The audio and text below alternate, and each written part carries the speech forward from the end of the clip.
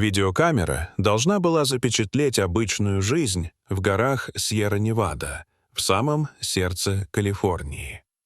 Горы, что протягивались на десятки миль, известны своей дикой природой и уникальной флорой и фауной.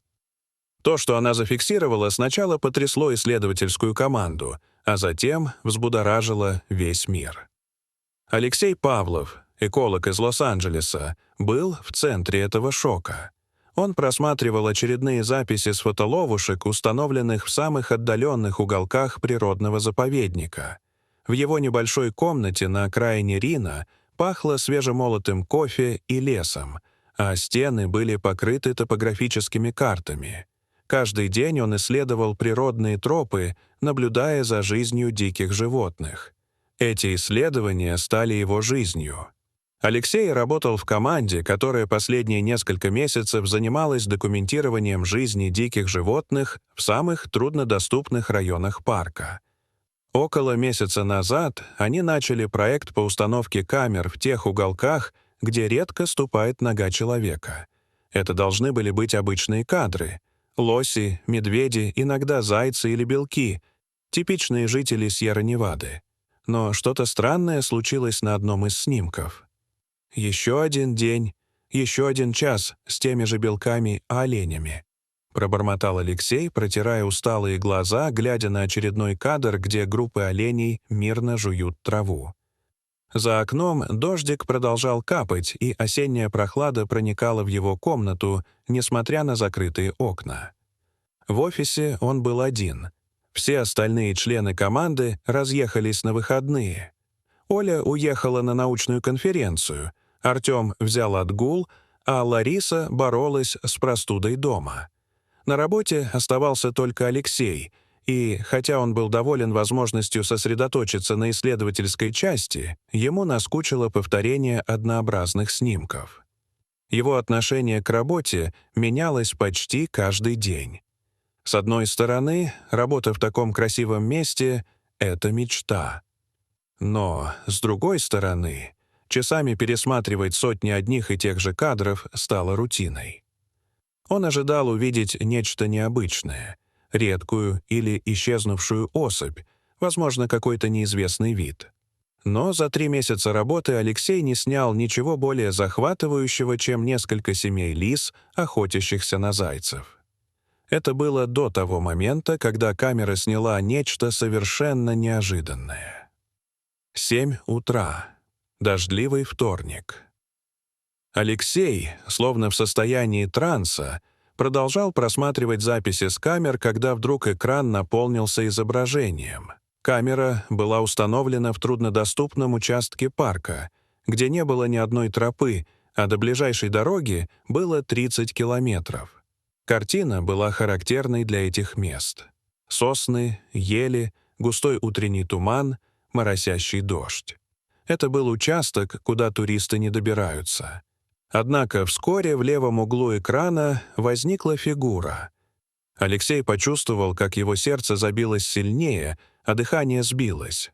Он наклонился вперед, пристально глядя на экран. Камера снимала тропу, ведущую через древние деревья, на фоне которых появилась женщина. Это была странная фигура. Едва видимая через дождь и туман, она двигалась медленно, как бы в полусне. На женщине был темный костюм, будто спортивный, который был покрыт грязью и пятнами. Длинные спутанные волосы прилипли к ее лицу и плечам.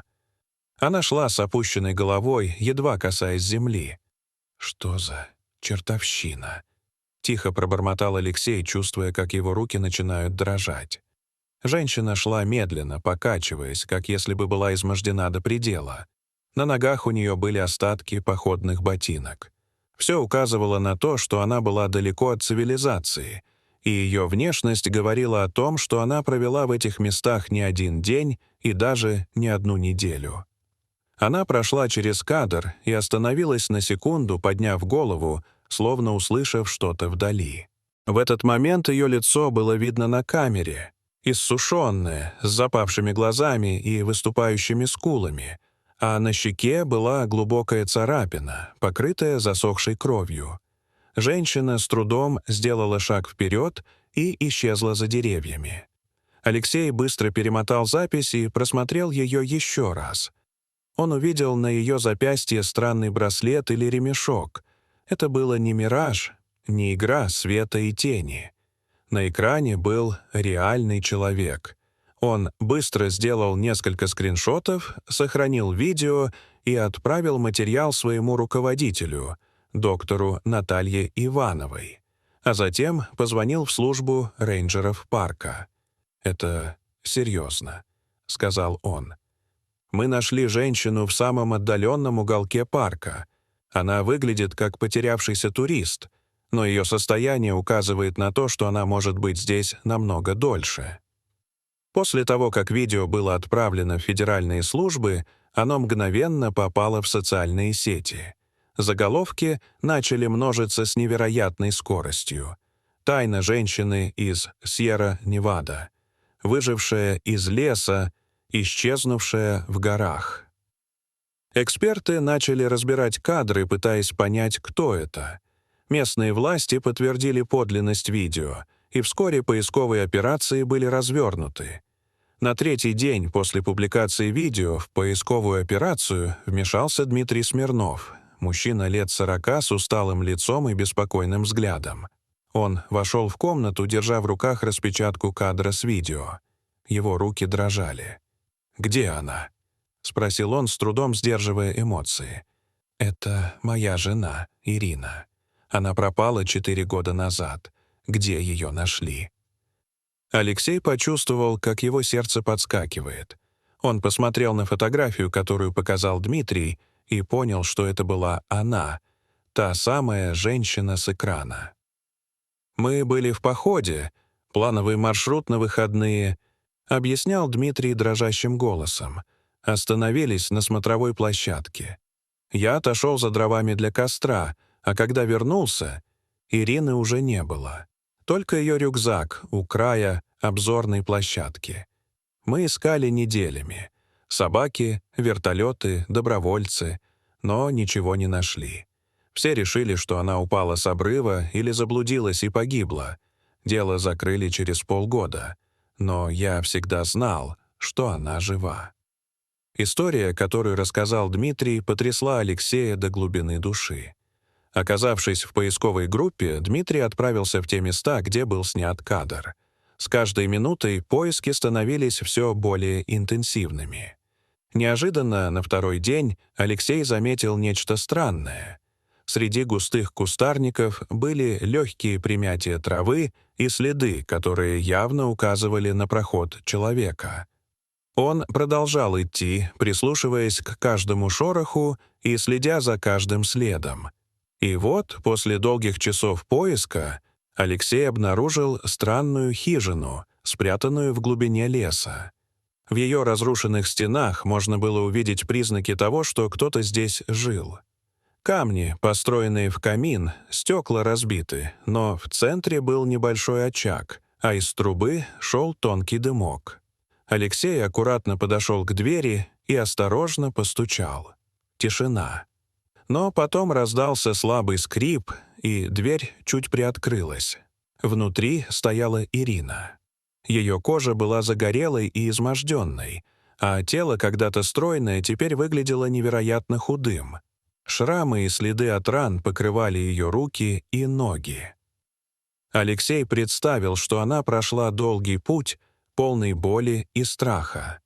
Он осторожно заговорил с ней. «Ирина?» — спросил он, не желая ее напугать. «Меня зовут Алексей, я работаю в заповеднике. Вас все ищут». Ирина замерла. Ее глаза были полны тоски и дикой растерянности. Она пыталась что-то сказать, но ее голос был почти неразборчивым. «Дмитрий жив?» — спросила она едва слышно. Алексей кивнул, не веря своим глазам. «Да, он жив. Он здесь, в парке. Он всегда искал вас». Спустя несколько минут спасательная группа была на месте. Ирина, несмотря на свое физическое истощение, села в вертолет, и вскоре она была доставлена в больницу. Врачи сразу же начали работать с ее состоянием. В ее организме наблюдались признаки сильного истощения, травмы и шрамы. Но, главное, ее психическое состояние было весьма тревожным. Она начала медленно восстанавливать воспоминания, но кое-что из ее истории оставалось загадкой. Она никогда не пыталась выйти к цивилизации, не сделала ни одного знака, чтобы ее нашли. «Лес стал моим домом», — сказала она в одном из интервью. Но почему она не пыталась выбраться? Это оставалось неразгаданной тайной. Дорогие зрители, что вы думаете об этой истории? Расскажите, пожалуйста, в комментариях. А если вам понравилось это видео, то ставьте лайк и подписывайтесь на наш канал. До свидания.